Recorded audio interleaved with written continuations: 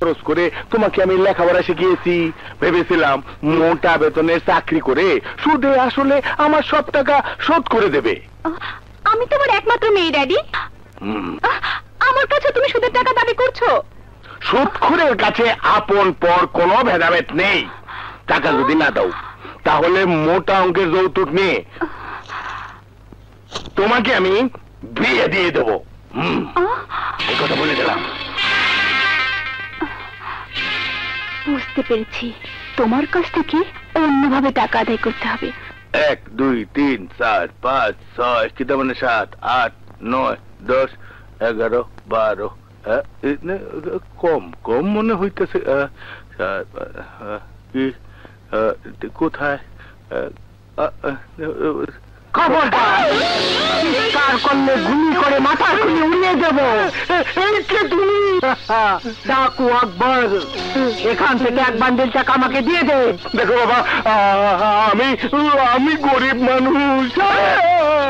তুই গরিব না, তুই সুদখোর, তুই ঘুষখোর, তুই ঋণ খেলাপি, কোটি কোটি টাকার মালিক তুই। টাকা দে, না হলে কি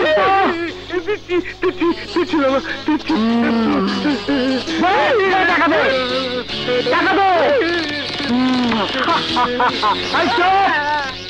চিৎকার করলে গুলি করে মাথার খুলি উড়িয়ে দেব।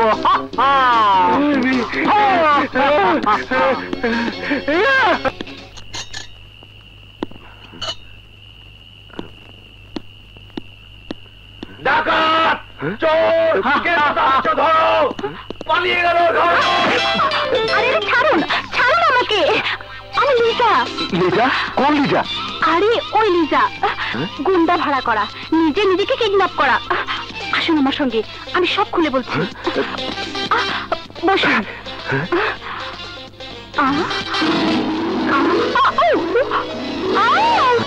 ও আপনি? আমি তো এই ব্যাগটা ফেরত দিতে এসেছিলাম। আর আপনি কি না? Thank you. ডাকাত সেজে ড্যাডির কাছ থেকে টাকা ছিনিয়ে এনেছি। মানে ড্যাডিকে বলবেন না। ঠিক আছে ঠিক আছে, বলবো না, তবে একটা শর্ত আছে। আপনার যে কোনো শর্ত মানতে আমি রাজি আছি। মানে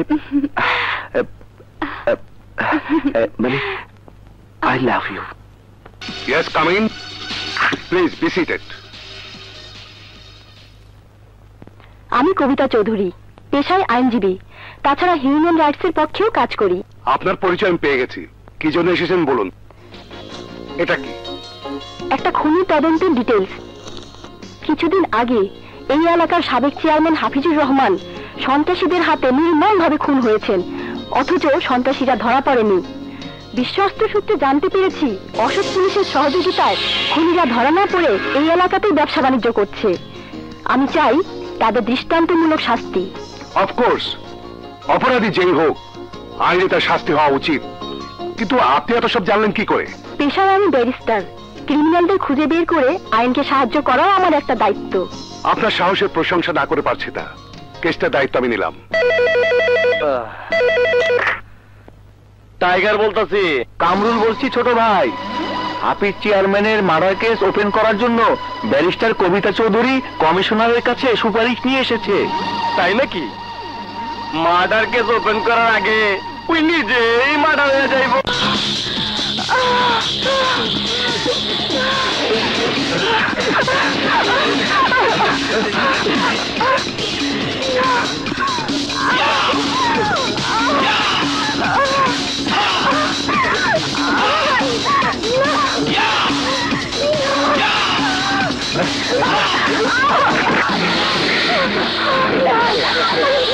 হারামজাদি, মার্ডার কেস ওপেন করবি?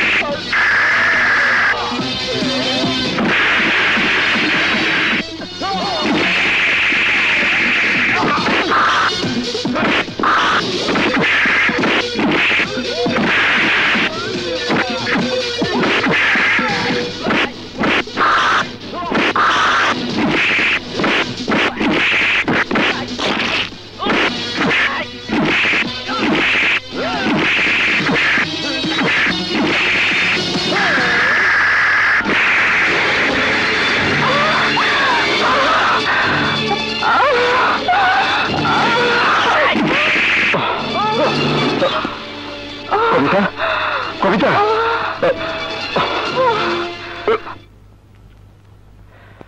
আরো কিছু ওষুধ লাগবে, আপনি আমার সঙ্গে আসুন, লিখে দিচ্ছি। তোমরা থাকো ভাবি, আমি আসছি। আচ্ছা।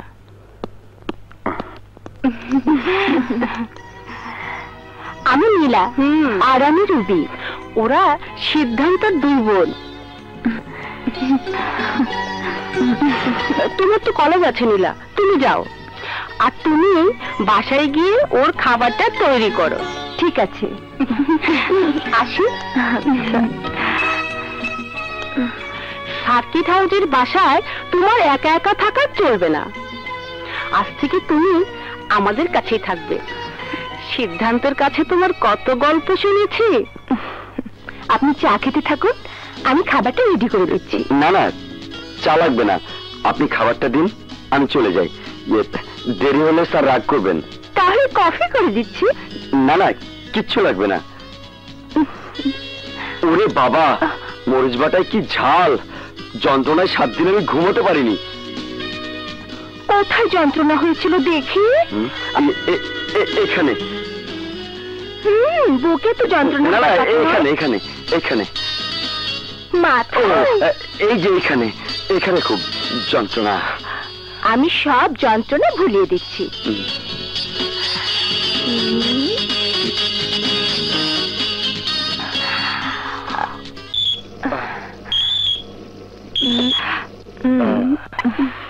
বলো ছোট ভাই, ফরের মাল নাই, বেড়া মারার কেরু আছে? আরে ছাগল নাই, আর ছাগল যদি পাও তাই আলো। হ্যাঁ আচ্ছা ঠিক আছে।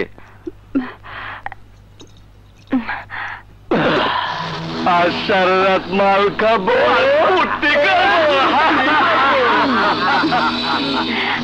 নেশাটা পুরা হইলেই শুরু হইবে আবার অপারেশন। ওই হারামজাদা সিপির কারণে ব্যারিস্টার আমি খুন করবার পারি নাই। এইবার দুইজন একসঙ্গে দুনিয়া পার করুম। এসিপি আর ব্যারিস্টার একসঙ্গে দুনিয়া পার।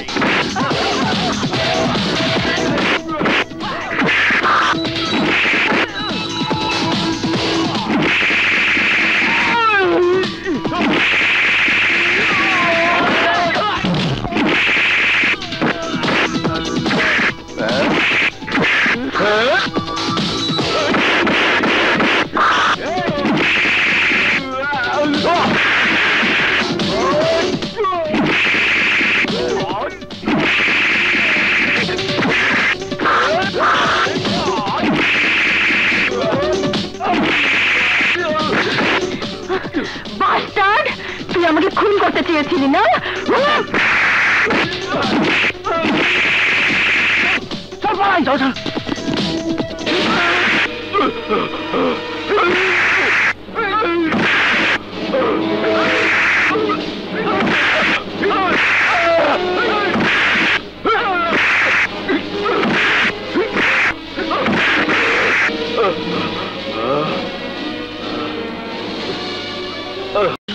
আমি কতগুলা মাদি কুত্তা পালতে, আমার সামনে গিয়ে আমার ভাই টাইগার ব্যারিস্টারে মারতে যায়। এসিপি সিদ্ধান্ত টাইগারে বালুর বস্তা বানা বক্সিং প্র্যাকটিস করে বক্সিং, আর আমার কুত্তারা লেজ গুটে ভাইগা যায়। এত কিছু হয়ে গেল, আমার কষ্ট নাই কেন? কষ্ট নাই? টাইগারের হাজত থেকে ছাড়াই আনতে সিদ্ধান্ত লগে আমার মোকাবেলা করতে হইব। গাড়ি বাই কর।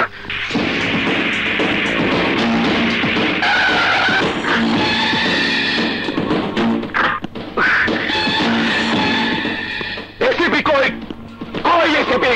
হ্যাঁ এসিপি কই? এই এসিপি কই? বাসে খাইতে গেছে। খাইতে গিয়ে মিনিয়া ফালাইছি। টাইগার, আমারে তুমি বাঁচাও ভাইয়া, এইখানে থাকলো সিদ্ধান্ত আমারে মাইরা ফালাইব। না টাইগার না, তুই মরবি না। মরার জন্য তোর জন্ম হয় নাই। উল্টো চামড়ায় হাত দিছে, আমি ওর মাংসে ফাঁক দিয়ে ওর বংশ নির্বংশ কইরা পালামো। কাল সূর্য ডোবার আগেই তুই হাজতের বাইরে থাকবি। তার জন্য যদি আকাশ পাতাল এক করে দিতে হয় আমি তাই দেব। না না শেখদার, না, ও হাজতেই থাকবে।